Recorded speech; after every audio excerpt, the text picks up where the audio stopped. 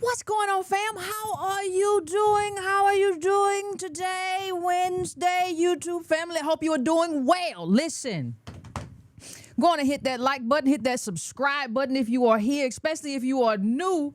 Somehow we popped up about 2,000 new subs. maybe we're off the blacklist. We'll find out. We'll find out soon enough, everybody. We will find out. But there's no stopping us regardless. Shout out to our brother Trey who won his election. 50% more. Listen, when you get more than, people don't know that that's a flex. When you get more than 50%, that's a flex. More than 50? What? Say what? So shout out to the people who are actually making sure this little thing ain't making no noise. Shout out to the people who are actually doing politics as opposed to talking about politics online. We have had a few people in the movement who have run for office, and some successfully, some not so, but we're going to try it and we're going to do it all again. And that's how you do politics. You don't say, well, I'm going to just jump out here tomorrow and I'm going to run for Senate. I'm going to run for governor. I'm going to run. No, you have to get your training wheels on. You have to win elections. You have to figure out what it's like to win elections. You have to do all of that. And so shout out to Trey, our brother, who did his thing. We appreciate you, and you always be calling in and stuff. Now today's not a call-in show, but I'm just saying, like, shout out to you for all the support. ADOS AF member for a very long time, and shout out to everybody else out there who we see you, even if we're not talking about you doing the politics. We see everybody who is out there doing the politics. We see y'all. We appreciate y'all taking the movement not just online. This cannot be just an online movement. It has to have some legs, and it has to be outside touching grass. So shout out to all of you all who have been outside. I saw ADOS, North Carolina outside again. Shout out to y'all. You know, hey, I mean, what can we say? What can we say? We really are, we got people here who are invested, right? Like, and so what can you say? Also, those of you all who have not picked up your copy of the reparations framework, once again, people in this movement are doing work. This not written by me, right? Shout out to Aisha. Like, listen, people, you have to have people who are getting ready and get together and do the work, and the work exists online and offline. The work cannot just exist in Twitter spaces. We have Twitter spaces too. Shout out to Dap who has a Twitter space, which is great. That's part of your online advocacy. That's part of what we are. I'm here online. That's part of the online advocacy, but it has to also go out offline if it's going to be advocacy. Right. And so shout out to everybody who is going offline. We appreciate you. Now, let's get to the nitty and the gritty. I think you all saw this. We don't have to, come on, let's get straight to it.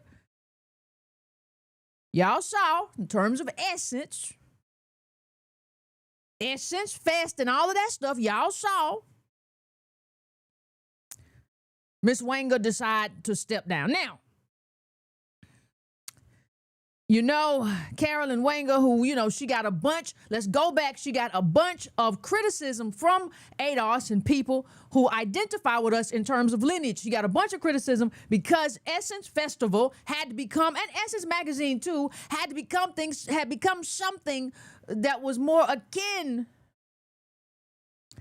to Pan-Africanism and global diasporanism than what we like to talk about on this show. Like, and who we are as a community. We are a community of specific people. We are not just a diaspora. That's not who we are. And we don't even I don't identify with that at all. But we are a group of people who come out of slavery, American descendants of slavery. That's where the name comes from. That's why that's so important. Right? We come up out of that. And that's what Essence was built on. It was built on specifically ADOS women in this country, and specifically other women who came into this country and sort of became that, right? When you come in, we don't do that assimilation anymore. Remember, we talked about it, might have been on Patreon. Susan Taylor was not ADOS. But how would you know that? Former editor-in-chief of Essence. How would you know that? That's not something that was announced. She didn't go around and just wearing African garb and take everything to the diaspora. But everybody said, led by ADOS, hey, this is not something that we're going to do anymore. This is not something that we're interested in. See, you gave us something that we did not want. We did not want propaganda. And let me just read a little bit from her statement here for 1 second. With hearts full of appreciation, we share. Let me make this a little bit bigger. Hold on a second. Make sure everybody can see. People who can't, like me, you cannot see. I understand. I am right there with you. With hearts full of appreciation, we share that President and CEO Carolyn Wenger will not be returning to her role as she embraces, right, her next chapter, one guided by purpose, conviction, and continued impact. Well, that's wonderful. Hold on 1 second for me, fam. Let me get my little notepad. Hold on 1 second. That's just wonderful. Read that. Oh, and hold on. Read this next section while I go get my little scribble dabble scribble. Hold on 1 second. Get my scribble dabble scribble up. Let me make this a little bit, bring this down a little bit, and you can start reading this part right here because I want to take a couple of my notes and bring my notes that I prepared for the show. Now, hold on, publish that one. Be right back in 1 second. Read that for me. Read that for me and see what you think.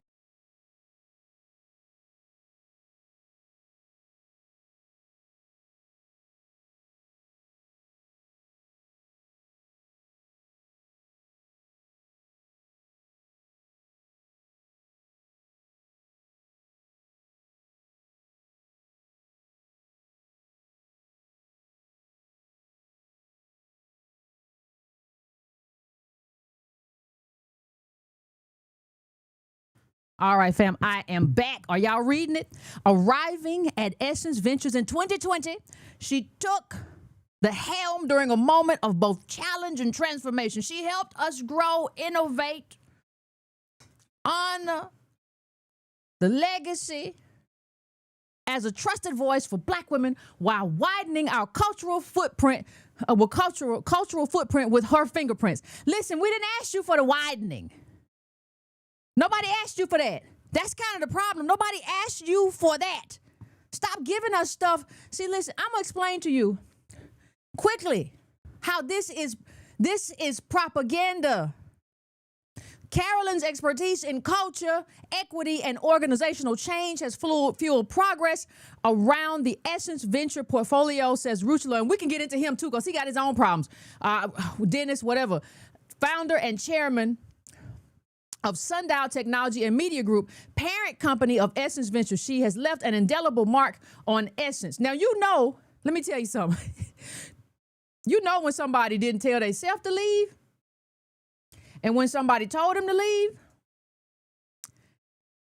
And I'm going to tell you why, because all of this is kind of written, her whole thing is sort of written in third person. Child, she just published, she just published what they told her. She just published what they told her to put up there. Listen, I'll put, what y'all statement y'all got? I'm going to post it. This wasn't no sincere, heartfelt thing. She was asked to leave, but we never asked for this. We never, Carolyn Wenger, we never asked for none of what you decided. Now I can't get it right. We never asked to be a harvest group. That's what I'm trying to say. We never asked to be a group that is like the dark matter of the universe, where you use us to kind of build relationships in other countries, to kind of talk about the diaspora at the expense of us, especially during the Trump era. Any era in this country, but especially during the Trump, even the Kamala era. So we got to talk about, since Kamala is Indian and Jamaican, we got to talk about the diaspora and all that stuff. We cannot talk about ourselves and what we built and what we're owed. See, you know, there was a shift away from ADOS. And let me just say, some people be like, well, oh my God, you didn't mind it. You didn't mind it when the owner was white. When the owner was white, you are white people. You are the same. Like, everything is a shift away from what we're trying to do. And us as a specific group, it's the same. How are you any different? This is globetrotting in a massive way. So stop telling me, well, you didn't have any. If y'all want to read the full thing, it's available for you, like I said, on her thing. Right? I don't even know, and I don't want to rush past it, but I don't even know what capacity that she had for this or Target or whatever, except for, remember, because I'm racing past this. Let me just see. Carolyn A. Wenger is currently, she was president of Essence Ventures. We know she, quote unquote, resigned. She joined as Chief Growth Officer in 2020 after a 15-year career at Target Corporation, where she started as an intern and held a number of transformational leadership roles, eventually serving as Target Chief Diversity, Inclusion, and Culture Officer. Child, we don't even get the DEI job. Prior to Target, she spent almost a decade in youth and community development at several nonprofit organizations in Minneapolis and the St. Paul area. What the? How did you go from this to that? This don't even make good sense to me. I don't even know. Oh, anyway, she co-founded Wenger Woman. Let me take a break. She co-founded Wenger Woman in 2020, whose mission is to democratize authenticity. This is when you know somebody's on some bull. They just come up with all kind of stuff. Listen, we just want you, before you just doing all kind of stuff to figure out what fits. And doing the black woman hear me roar thing. I represent myself when I walk into a room. Look at my hair, my garb. We see it with remember the woman who used to do marketing for Uber? You remember her? She had the big old hair. I think she's Ghanaian. She had the big old hair and walked around and talked about all that stuff until she was gone and we didn't see it. We saw somewhere else that needed to market and make Uber and Lyft look something other than hitchhiking that's taking the place of jobs when they want to put that kind of face on it. So she moved on. Now she did. She went to wherever she went at next. She co-founded Wenger Woman LLC in 2020, whose mission is to democratize authenticity through discovery of purpose. People just make up all kinds of stuff. And let me tell you, in this era, people just, I want you to feel yourself and your primal connection to your pet. Like, what are you talking about? A self-proclaimed cultural architect, a cultural architect. We got all kind of problems. See, I want you to pay attention to the words that are being used. These are cultural, Wenger Woman, cultural architect. The things that we need, fam, to talk about. Yes, you want to be able to talk about an ADOS woman and her life and her relationships and how that's part of it. That's always a part of it. But we also want to talk about our material life in this country. You want to talk about ADOS women who are working jobs and don't have, they may not have a way to get there. Y'all saw how expensive cars are? You may be talking about, that's what we talked about some of that on Patreon. We talked about how, if you all aren't subscribed to Patreon, we talked about how in this era, you're having to pay for your child. And you have white folk who are, and people of color who are saving right now to support their kids in their 30s. I don't need to talk about this culture. I'm going to show you how this obsession with culture is propaganda. It is propaganda, and they have been knowing it. Mainstream white folk have been knowing this for some time. This fixation. So you can have a fixation with culture, but it's not even our culture. It is just like this diasporic thing that, again, nobody asked for. Wenger Woman, nobody asked for that. Nobody said, you know what we need? Nobody. Child, nobody asked for none of this stuff. You just making stuff up, and we tired of it.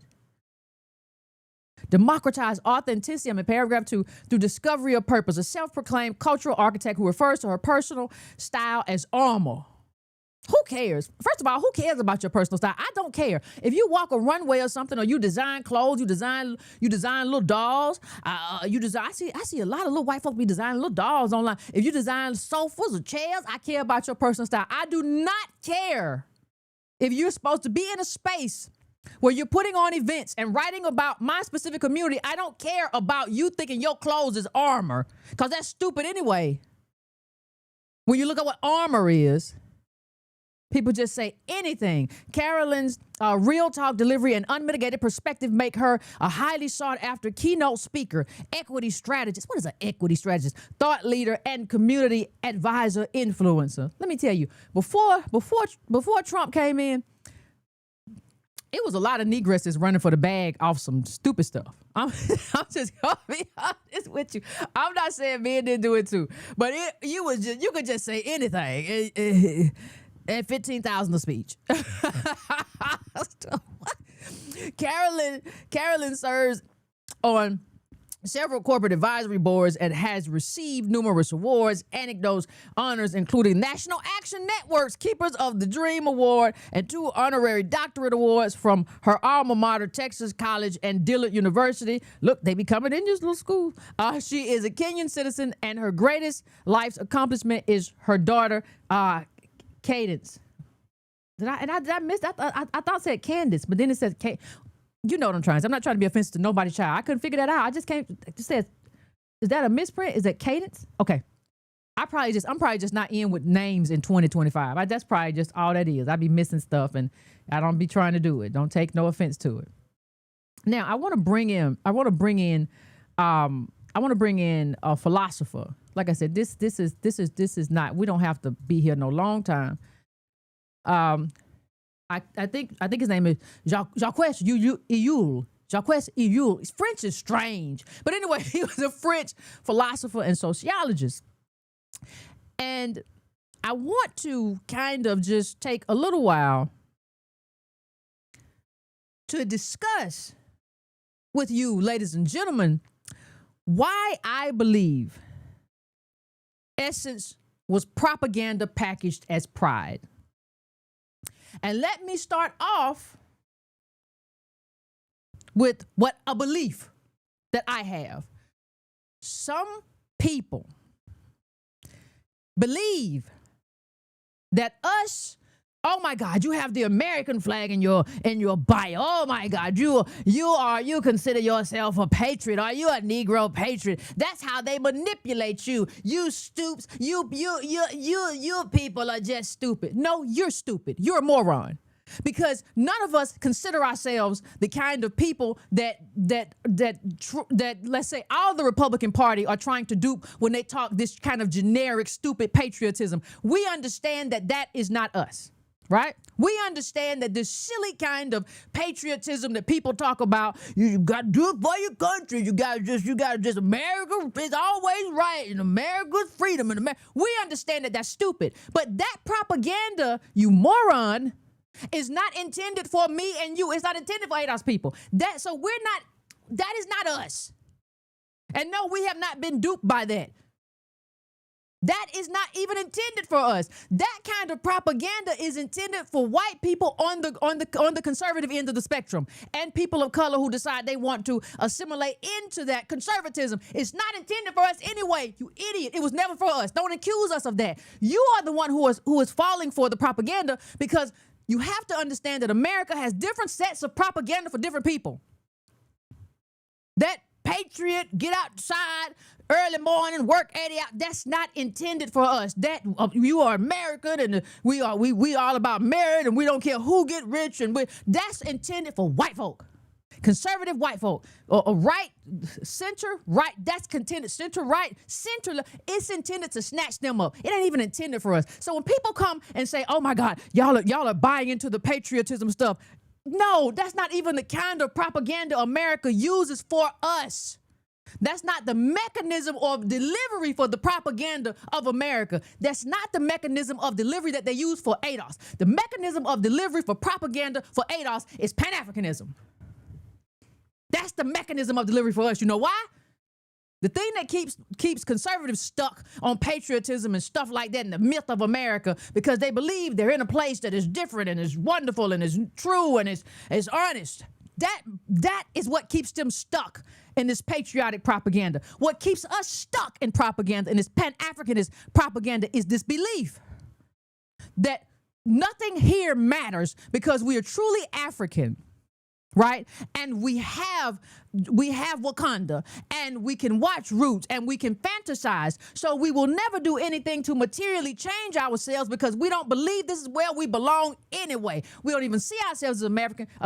We see ourselves as African. The propaganda that is used to influence us and neutralize us and make us lazy and apolitical is not that patriotic propaganda. That is the Pan-Africanist propaganda.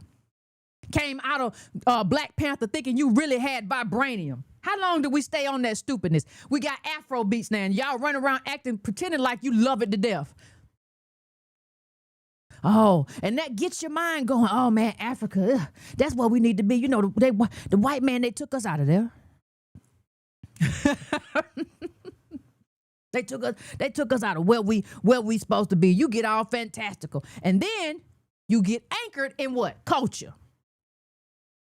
See, this is the way white folk, listen, the way American propaganda gets us, and I want to go into a few quotes from this. I want to go into a few quotes from this because I want to show you some of the ways in which this cultural propaganda neutralizes your politics. It's not the patriotic propaganda that's used for us. Most of us don't fall for the patriotic propaganda. We fall for the Pan-Africanist propaganda. We fall for that. Or some of y'all idiots are falling for the "we was here first" propaganda. As if, what does that matter? What does it matter if you have 2 feathers and 2 nickels? What does that do for your life?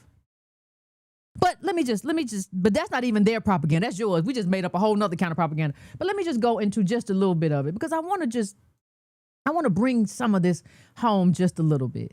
So you go to this part right here, and he says, and this is from like 1965, I think. I could be wrong. Don't blame me if I'm wrong. I can't remember off the top. It might have been in the intro. But he says, that is why adjustment has become one of the key words of all psychological influence. Whether it is a question of adaptation to working conditions, to consumptions, to milieu, a clear and conscious intent to integrate people into the normal pattern prevails everywhere. Now, I want you to talk about that too. Conditions, consumption, everything. We have been made into a consumption community. This is the summit of propaganda action. For example, there is not much difference between Mao's theory of mold and McCarthyism.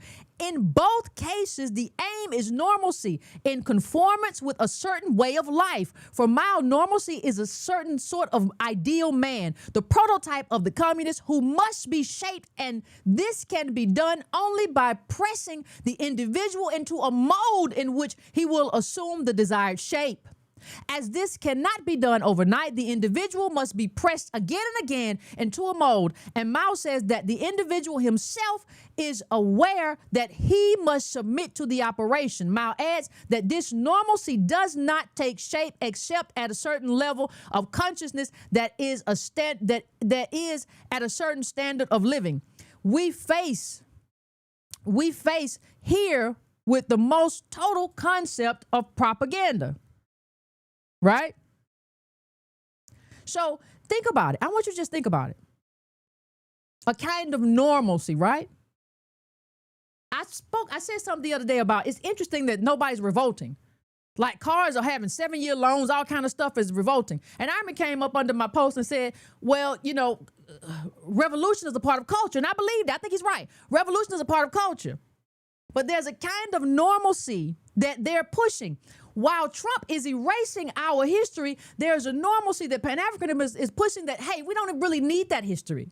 You have Africa.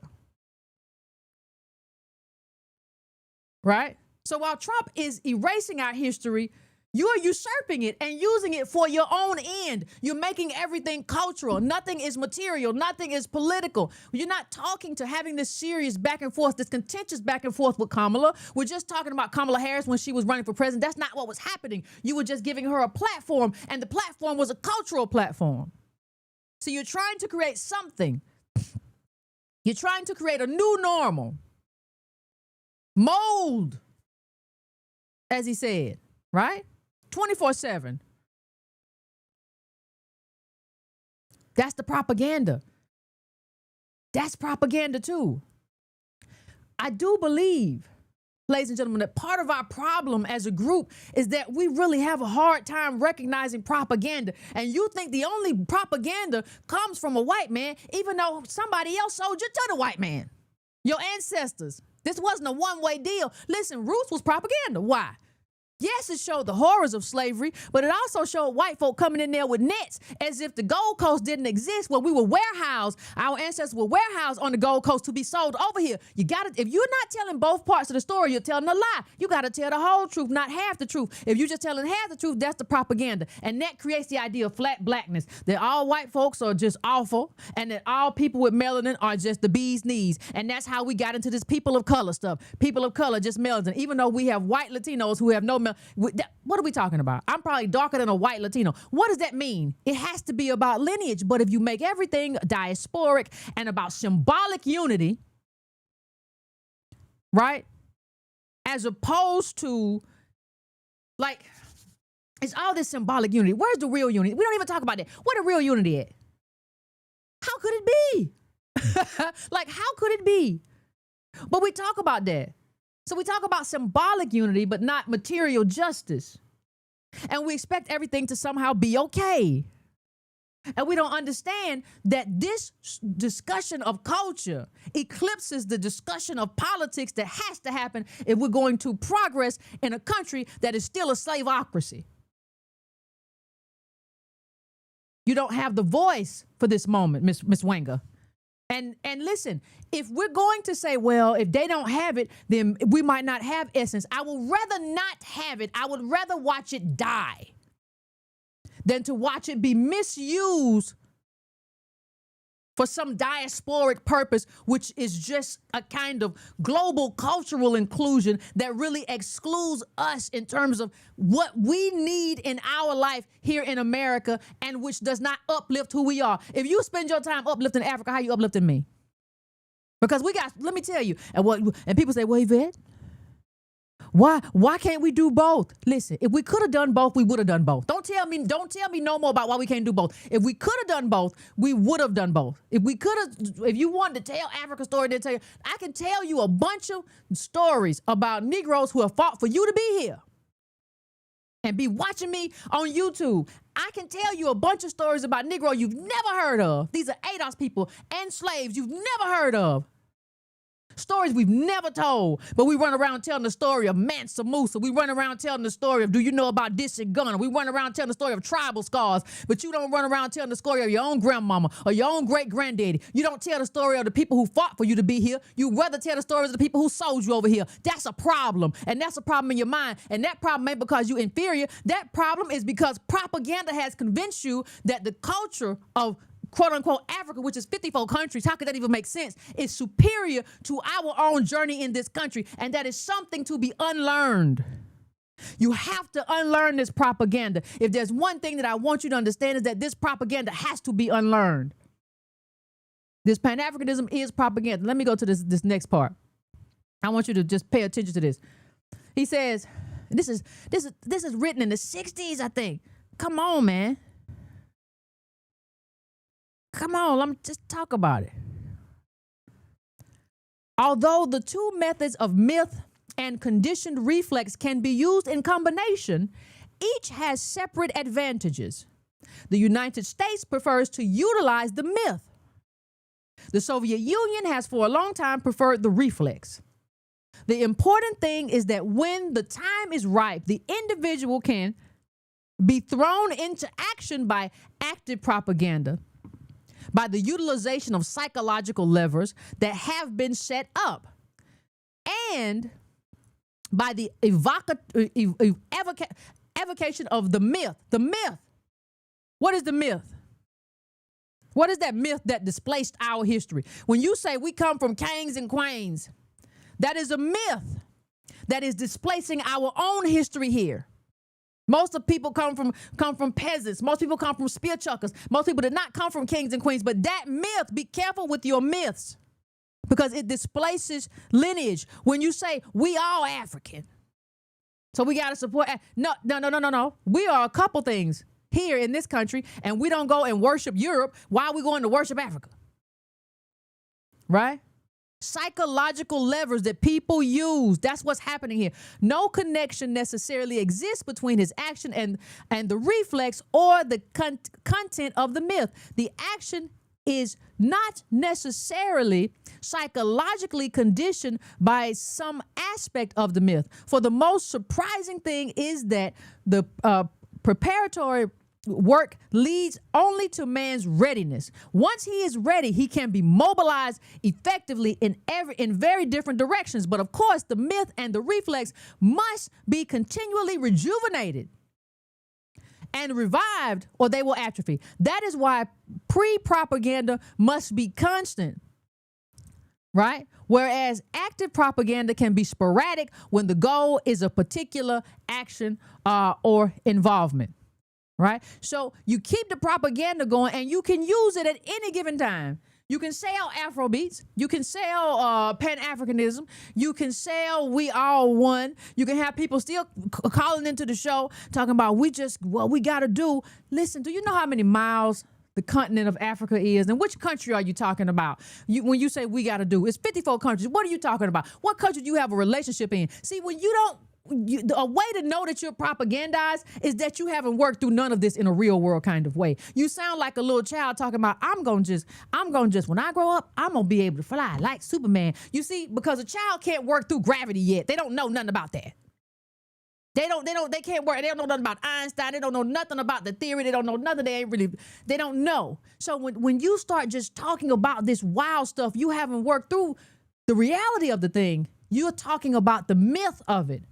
And the myth is there to mask something else. And it's also in your mind. So whenever a lever needs to get pulled, it gets pulled. So whenever you need to buy Afrobeats, you buy it. Whenever an African movie comes out, you want to see it. You want to go see Wakanda. It's propagandized you to say, hey, no more slave movies. Wait a minute. You're here because of the slave and the slave revolts and the people who fought for you to be here. You're not here because of the 54 countries in Africa. You are here because of those slaves who didn't just decide to just jump into a river and drown themselves. They fought for you to be here. But you don't want to see movies about them. You want to see people about in the 6,000 miles or however long far away Africa is. That's what you want to see movies about. Propaganda. They made you hate your own legacy and hate your own lineage and love somebody else's. That's propaganda. And they can pull that lever for merchandise. They can sell you a Black Panther doll, and not the Black Panther. You know, there was an American Black Panther, the Adolf's Black Panther, not that one. We're not gonna sell you that one. Right? No. We're gonna totally displace your whole lineage. Right? We're gonna displace your whole lineage. So don't go thinking that. Please don't go thinking at all that we finna. No. We're gonna give you some shells. We're gonna give you a Pan-African flag. Anytime you pick up the American flag and say this country is mine, I want to change it. I want to bend this country towards justice. People, you selling out. You selling out. America. We Africans in America. You don't understand. The reason I pick up the flag ain't got nothing to do with no that's them. I pick it up because I know what it's supposed to be. I know what it's supposed to be for us. That's why I pick it up, because it's just as much as mine as it is Jethro's. But you give it away for a fantastical Africa. Who told you that? What lever gets pulled in your mind that makes you think that's not propaganda? And I'm going to give you a couple of hints, because we got a little bit more here. But I'm going to give you a couple of hints. I think it might be in one of these other ones about, it might be, I don't want to go through the quote. So hold on, let me bring up one more. I'll bring up another quote because it might be in here. I don't want to be redundant. Remember that propaganda seeks to induce action, adherence, and participation with as little thought as possible. As little thought as possible. According to propaganda, it is useless, even harmful, for a man to think. Thinking prevents him from acting with the required righteousness and simplicity. Let me come out of here for 1 second. Because that's what too many of my people do. These little simplistic answers. Right? These little simplistic answers, what are African in America gonna do? We gonna get together and fight all of Europe one day. It gives you an answer. The answer is Wakanda. The answer is, it is whatever. The answer is unity. Nobody even defines what unity looks like. That's how you know I'm a victim of propaganda. This answer propaganda loves simplicity. Well, we just got to unite. What does that mean? Break it down. Break it down in little bricks, or break it down. If you want to use food, break it down in bite sizes. What does that mean? Have you ever thought that this is just too simple, don't make no sense? And if you went all the way through it, you would realize, dang, everything I've been saying don't make a lick of sense. We just got to unify. What? What does it mean, though? Let me go back to it. Action must come directly from the depths of the unconscious. It must release tension, become a reflex. This presumes that thought unfolds on an entirely unreal level, that it never engages in political decisions. At this, see, they don't want you to really engage and think about this. This is a reflex. What? Africa, kings and queens. Yeah, I buy that. You're going to buy the hoodie. You're going to buy the movie. You're going to buy everything except a movie about slaves and their descendants. Unless it's something that's real. You won't hit no more slave movie. No political thought that is at all coherent or distinct can possibly be applied. What man thinks either is totally without effect or must remain unsaid. This is the basic condition of the political organization of the modern world, and propaganda is the instrument to attain this effect. An example that shows the radical devaluation of thought is the transformation of words in propaganda. Their language, the instrument of the mind, becomes pure sound, a symbol directly evoking feelings and reflexes. Evoking feelings and reflexes. Let me do it like Umar. Evoking feelings and reflexes. You got to say it 3 times. Because propaganda wants you to feel something. It likes to use symbols to just provoke you to feel a certain thing, have a certain emotion. You know how people feel strong when they say, I'm African. They feel strong. Chest popped out. I'm African. Doop, doop, doop, doop, doop, doop, doop, doop, doop, doo-da, doo-da. I'm African. That's a feeling. You don't have to really think about it. You don't really have to think about who your mama, daddy, grandmama, granddaddy, great-grandmama, great-granddaddy, great-great-grandmama, great-grand. You don't got to think about it. You can just say it and you feel a certain strength. You feel like Mansa Musa. That's what propaganda does. It evokes an emotional rather than rational response. You see it from the people on the right. God bless America.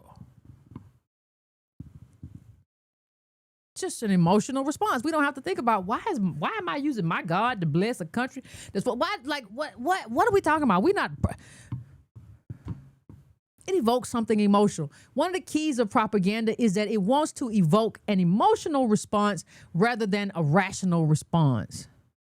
And that's when you see people start reacting extremely emotional to certain things, you have to understand that propaganda may be at play. Propaganda erases this kind of complexity that is important, because a lot of things, not everything, but a lot of things are complex. I don't even think lineage is complex.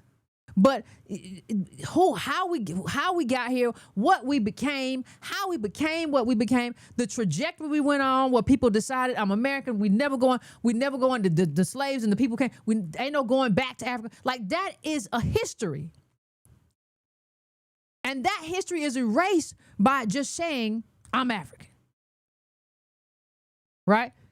There is no complexity. If you do stuff that never has any complexity, I don't care if you find a way to drill it down in a simple way, that's different. But the last thing that propaganda wants is some kind of complexity. We was kings and queens is not complex. That doesn't take into context the peasants. That doesn't take into context dictators. That doesn't take into it doesn't take anything about. It doesn't even take into the context that there are 54 countries with a variety, with dozens of different tribes. You don't take any of that into context. It is just this: I'm African. That's propaganda, and that's kind of what Essence did. When you look at it. When you look at who they were and what they became, you saw Essence become this vehicle for just this kind of sloganeering, right? And slogans are simple. That's why people like to get elected with slogans. They're simple. It's a simple slogan. Vote Joe for more dough. You're okay, give me more dough. I like him. It's simple. There is an endless repetition of formulas, explanations, and simple stimuli. Of course, in the beginning of this, merely evokes the subject's scorn and disbelief. After some time, however, erosion takes place. Whether the subject likes it or not, he ends up knowing by heart certain formulas of catchism.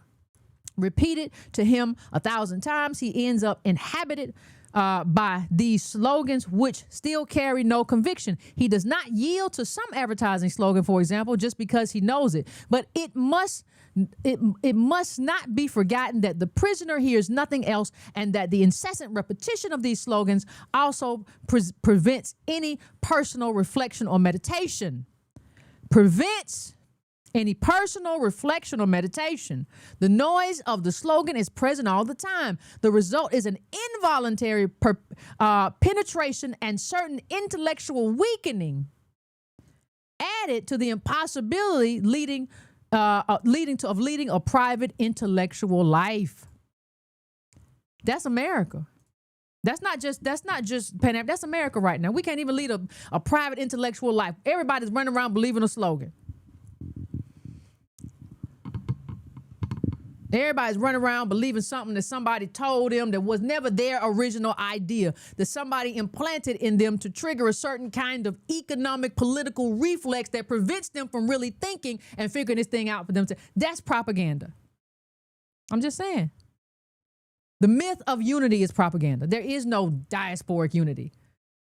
So in my belief, what Essence was doing, they were a vehicle for this global Pan-Africanist propaganda at the expense of ADOS and ADOS stories and the needs of ADOS, right? What we have to deal with, telling our stories. We were again led to believe that our world would somehow be fixed through Africa. I see a lot of Africa unable to fix Africa in different countries. But we were led to believe that these kinds of associations and these kinds of relationships, right? Like, that's how this is what we need. So now this becomes the news at Essence, right? The news at Essence becoming an unidentified person uses flamethrower to burn up to torch the Pan-African flag. Like that's the news now. Oh my God. What? Like how? Why? Why? Do you know how many stories we have to tell?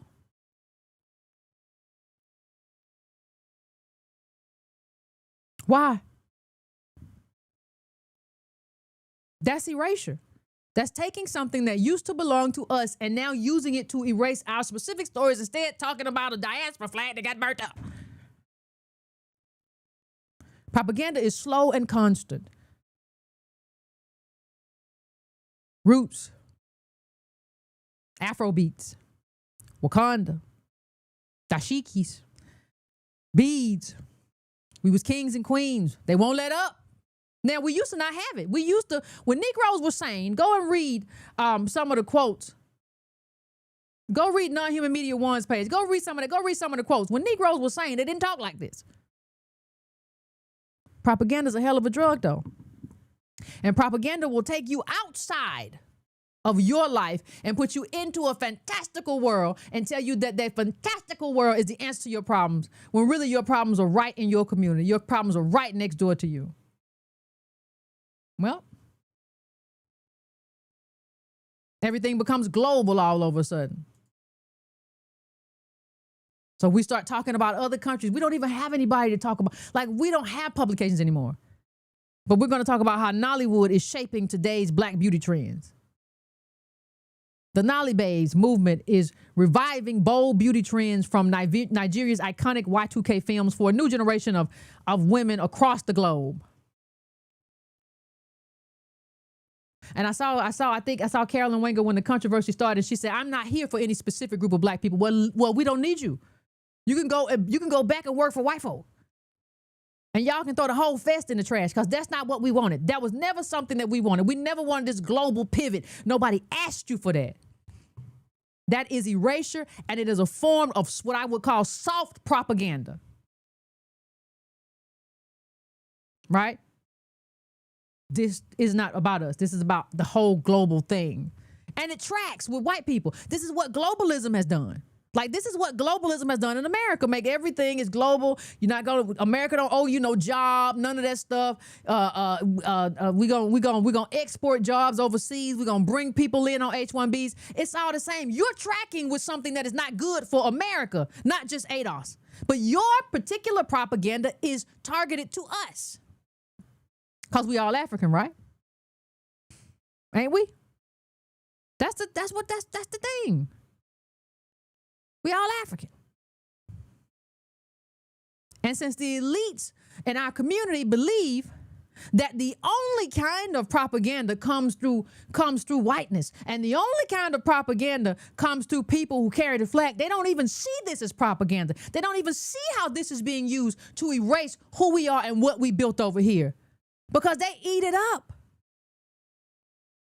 That's one thing it says in here too, that the elites are the most, it's not, they are just as, if not more, inclined to eat up propaganda as everybody else. That's how come everybody just went after us. Everybody went after ADOS. Oh my God, I can't believe. Oh my God, you have just bought into.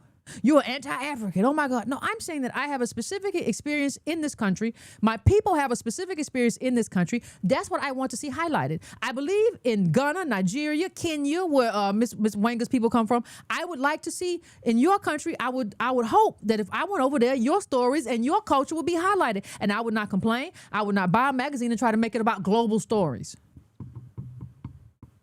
or global partnerships.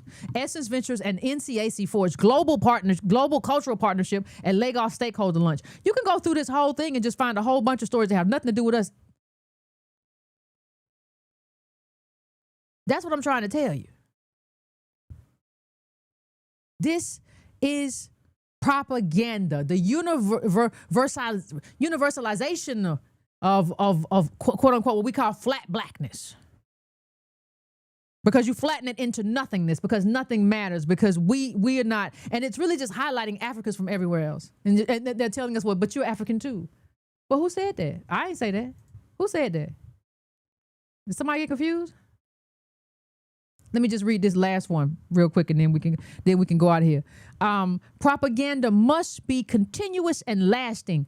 Continuous in that it must not leave any gaps, but must fill the citizen's whole day and all his days. Lasting in that it must function over a very long period of time. Propaganda tends to make the individual live in a separate world. He must not have separate world. You live in Africa, not America, right? Yeah, I'm African in America. Okay. Separate world. He must not have outside points of reference. He must not be allowed a moment of meditation and reflection. We just saw this part before, which to see himself vis-a-vis the propagandist, as happens when the propaganda is not continuous. At that moment, the individual emerges from the grip of propaganda. Instead, successful propaganda will occupy every moment of the individual's life through posters and loudspeakers when he is out walking, through radio and newspapers at home, through meetings and movies in the evening. The individual must not be allowed to recover, to collect himself, to remain untouched by propaganda during any relatively long period, for propaganda is not the touch of the magic wand. It is based on slow, constant impregnation. Slow, constant impregnation. Slow, constant impregnation. We went from white folks had a net and they was just capturing us, and everybody was screaming, and they was like, people was like, mama, sister. We saw it in The Color Purple. They were sisters, and you read it's more of it in the book, but in the book you see it in the movie, but we saw more than The Color Purple. It was Africa. You don't know how she living in Africa. Did you know how she living in Africa? I'm over here getting beat on in Mississippi or wherever in Africa. Africa is sold to us as a promised land so that we will not fight for this home to be our promised land. Got racists running all over here, doing all kind of racist stuff, and they still got us running here in America talking about Africa. Africa got many countries that can't even control their own resources, making less money than we make as descendants of slavery, chattel slavery. And we're talking about that. That shows up everywhere. That shows up everywhere. Showed up in The Color Purple. It showed up Roots. It wasn't until the ADOS movement that we really started widely having that conversation about we were sold over here. We weren't just. And then they want to use that as tourism. Come back here and cry. I would never do that. I'm not going back there to cry and do none of that. I'm not doing that. I would look at send me a picture. I'm not doing that. And I ain't paying for it. I'm not giving you no money. I'm not doing trauma tourism. I'm not giving you money based off of something that your ancestors did to my ancestors. No. I can imagine what they look like. I'm not finna do that. I'm not doing that with you. Who do you think you are? Who is it now that's supposed to be trying to build a whole Disneyland of trauma? Somebody's doing that. Somebody's building that nonsense. I'm not doing it. Everything is about you traumatizing me and then taking advantage of the trauma. I'm just not interested.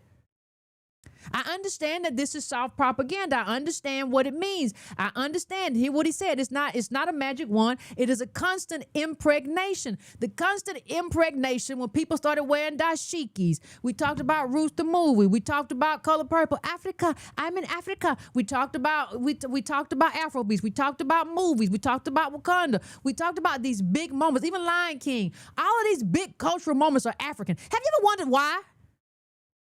Have you ever wondered why? Like, our biggest moments are not our moments. We gift them away to somebody else. That's soft propaganda. And what I'm saying is that this new iteration of Essence was a part of that.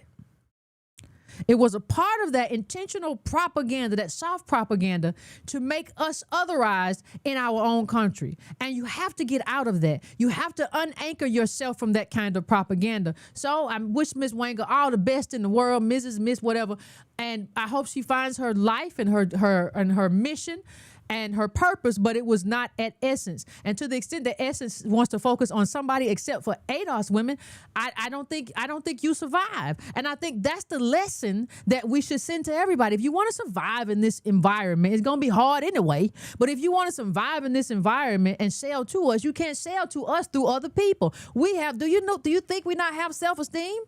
Well, we haven't for a long time, but we're not finna do that. Where you get to just have this whole diaspora thing and Africa thing, and it just eclipses who we are. This is ethnocide. This is propaganda, and we have finally gotten to the point that we understand that you cannot flatten blackness us into nothingness, and we're not going to put up with it anymore. And that's kind of where we are, and that's what happened at Essence, and that's why I believe I have no evidence that she ended up resigning because of that pressure, and because culturally it was not what we wanted to see. We have our own culture, and our culture is not Pan-Africanist culture. I don't care how many of y'all want to pray, dress up, put on dashikis and beads.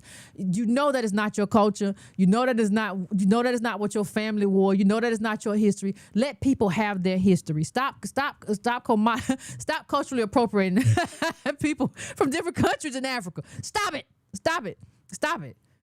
Don't do that. You got to stop it. So, fam, that's really all I came through to say.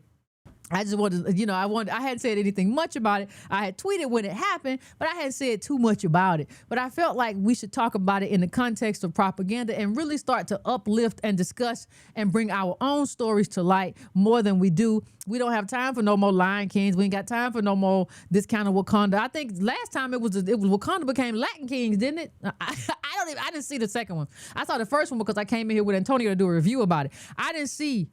I did not see the second one. I heard it was Latino Kings. But I hope, they charged, which they failed. I was in Ghana. They charged me the foreign price while calling me their African brother. Why not give me the regular price? Cause you ain't. You are not. You have dollars. That makes you different. And they understand it. And I don't have no problem with them understanding it. I just wonder why we don't understand it. They'll brother you out of some more money too. That brother stuff works real well with us. Yeah, my brother, you right, brother. Here another $5, my brother. We don't even realize there's no reciprocation in the brother. Oh my God. And I want to see more shows. We see shows now about ADOS. I want to see more. I want to see in terms of shows I want to see all of that. I don't see why our big blockbusters have to be, whatever Lion King. What was the little Lion King music? Well, the best scene remember when he threw the baby? Oh, walk out. I'm sorry. He threw that little, what was that little monkey or a little jackal? Or was it a hyena that threw the baby? He was like, wow. That little baby. But why can't we, why everything got to be on the, what's that tree they use to represent Africa all the time? Now, that's racist. I mean, that is just, they use that same tree to represent Africa all the time. And I'm sure that there are some Africans on that part of the continent who are upset about every time you do that, you use that same stupid tree. But I'm tired of I don't need to. I'm not over there. I'm tired of everything being Lion King, everything color purple. Sister, I am in. Oh yeah, Rafiki. Was that the one who threw him? Whack up. He took his hand all the way back and threw him too. Ooh, whack up. He was a baboon. Yeah, he did have that booty, didn't he? That little orange, the booty they be having. Yeah, you right. I think you're right. He was a baboon. He had that booty. But I was just, he had that booty, child. Yeah, they have them little weird little booties. Like, oh God, what you was doing with that thing? You made him look like that. But let me, yeah, Rafiki. He threw that little baby lion. I felt bad for him. He threw him though. He wasn't playing no games. He went. But listen, fam, we just need our own. Let's just tell it. We have a lot of stories that have not been told. I remember one year telling the story about a 8-ounce woman in California who had a bunch of money and got it stolen and took it to court, and it was just racist. But why isn't that story a movie?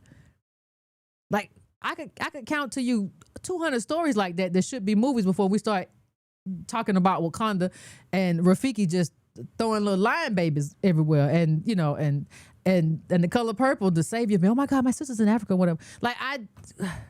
It's propaganda, and that's kind of where your mind goes. If your best and a lot of your most loved movies center on Africa, then what? Then what do you hold in your mind? And like I said, constant impregnation, so it keeps going and going, and that's what you keep thinking about, and your mind keeps going back to Africa. It never lets up, right? It never lets up. And then a lot of people don't help you because they come tell you, oh, it's much better in Africa. Well, why you here, child? If it's so much better and it's everything's so much more wonderful, what you doing here? Can you tell me the truth? I don't even know how we couldn't assume the truth. When people kept telling us how wonderful it was, and we were just no, they have great families. They have, and everything's wonderful, and there are lemon trees everywhere, and people just eat it. And little Negro, we be like, oh, that's wonderful. And they have family, and everybody got mom and daddy, and everything's wonderful. Why would they be here if that was... We just got caught up in madness. But anyway, fam, let me let y'all go. Listen, enjoy your night. If you are subscribed to Patreon, patreon.com/WyCarnell, I will see you Friday at 2:00 in the afternoon. If not, I wrote a little something on Substack, so check me out over there. Just type in Substack and my name, Yvette Carnell, if you so choose. It wasn't behind a paywall, nothing like that, so check it out. Anyway, I will see y'all later. Good night. Tell Rafiki I say what's up. Y'all have a good one, okay?